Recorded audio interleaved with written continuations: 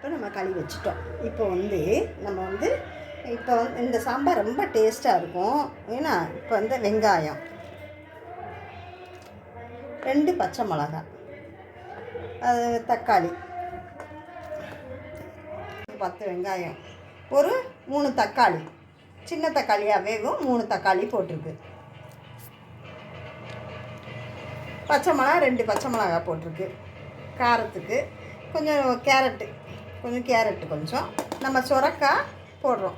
சுரக்காயை நறுக்கி இப்படி போட்டு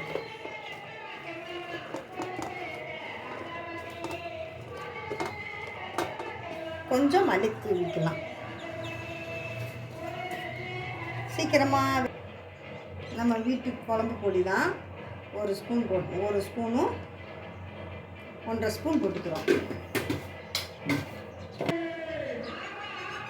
ஒரு 1/4 டீஸ்பூனு மிளகாத்தூள், தனி வத்தப்பொடி,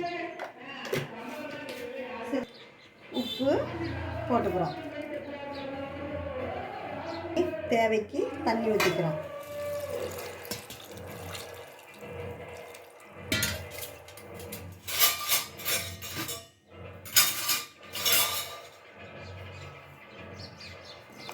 கிண்டி விட்டுட்டு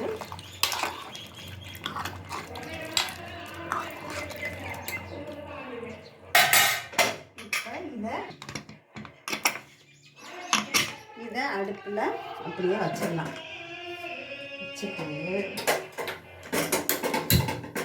ஒரு டக்குன்னு ரெடி ஆயிடும் சாம்பார். சரியாக இருக்குன்னு பார்ப்போம். ரெடி ஆகிடுச்சாங்க. அது சூப்பராக இருக்குதுங்க. நம்மளுக்கு 4 விசிலில் நல்ல சாம்பார் சூப்பராக ஆகிடுச்சு பாருங்கள். இப்போ நம்ம இதுக்கு ஒரு தாளிப்பு கொடுத்துடலாம்.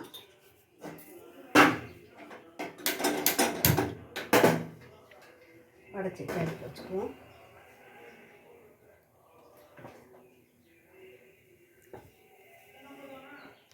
வச்சு எண்ணெய் ஊற்றிக்கலாம். சாம்பார் தாளிக்கிறதுக்கு நல்லெண்ணெய்,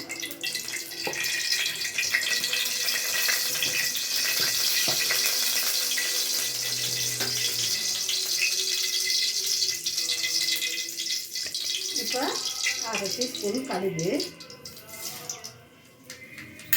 1/4 டீஸ்பூன் சீரகம், 1/4 டீஸ்பூன் வெந்தயம், ஒரு வரமிளகா, கருவேப்பிலை,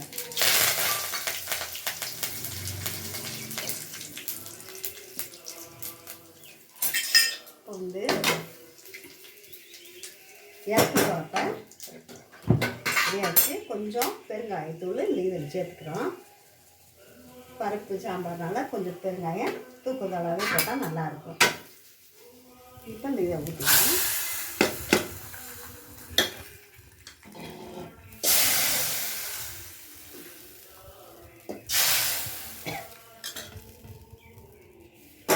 இப்போ இந்த சாம்பார் உப்பு உரப்பு சரியாக இருக்கான்னு பார்த்துக்கலாம்.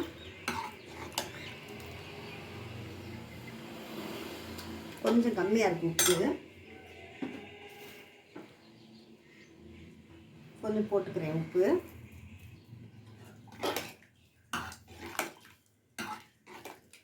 சூப்பராகிடுச்சு சாம்பார்.